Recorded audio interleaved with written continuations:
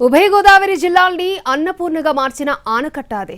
వృధాగా సముద్రంలోకి పోయే గోదావరి జలాలను ఒడిసిపట్టి కాలువల ద్వారా నీటిని తరలించి ఆ ప్రాంత స్వరూపాన్ని మార్చేశాడు ఆ అపర భగీరథుడు కాటన్.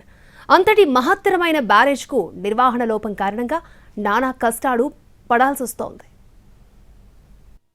ఉభయ గోదావరి జిల్లాల్లో ఏటా ఖరీఫ్ రబీ సీజన్లలో 20 లక్షల ఎకరాలకు నీరందించే బృహత్తరమైన సర్ ఆర్థర్ కాటన్ బ్యారేజ్ నిర్వహణను ఇరిగేషన్ శాఖ అధికారులు పెద్దగా పట్టించుకోవటం లేదు.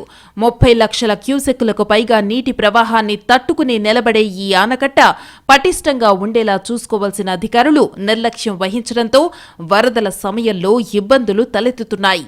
గోదావరిపై ధవళేశ్వరం వద్ద ఏర్పాటు చేసిన కాటన్ బ్యారేజీకి 175 గేట్లను ఏర్పాటు చేశారు. ఇక్కడి నుంచి కాలువల ద్వారా తూర్పు, మధ్య, పశ్చిమ డెల్టాకు నీటి సరఫరా జరుగుతుంది. కాలువల్లో నీరు అలాగే మిగులు జలాలు సముద్రంలోకి విడుదల చేయాల్సిన కంట్రోలింగ్ వ్యవస్థంతా ధవళేశ్వరం బ్యారేజీ నుంచే జరుగుతుంది. అవసరమైన సమయాల్లో నీటిని వినియోగించుకునేందుకు వీలుగా బ్యారేజ్ వద్ద కొంత నీటిని నిల్వ చేస్తారు. అయితే ఇటీవలి కాలంలో బ్యారేజీ నిర్వహణ లోపం కారణంగా కొత్త సమస్యలు తలెత్తుతున్నాయి. నిరంతరం నీళ్లలో ఉండే గేట్లకు ప్రతి 3 ఏళ్లకోసారి రంగులు వేసి తుప్పు పట్టకుండా చూడాలి. కానీ చాలా కాలంగా ఇది జరగటం లేదు. అలాగే గేట్లను లాగే ఐరన్ రోప్లకు కోటింగ్ కూడా వేయటం లేదు. అలాగే ఈ బ్యారేజ్కు అనుసంధానంగా ఉభయ గోదావరి జిల్లాలకు వారధిని ఏర్పాటు చేశారు. అయితే బ్యారేజ్ మీద రోడ్డు చాలా చోట్ల పాడైపోయింది. ఏళ్లు గడుస్తున్నా వాటి మరమ్మతులకు కూడా దిక్కు దివాణం లేకుండా పోయింది. దీనివల్ల ఆనకట్ట ఉనికి ప్రమాదంలో పడే పరిస్థితులు ఏర్పడుతున్నాయి. పోలవరం ప్రాజెక్టు పూర్తవుతుందో లేదో తర్వాత సంగతి.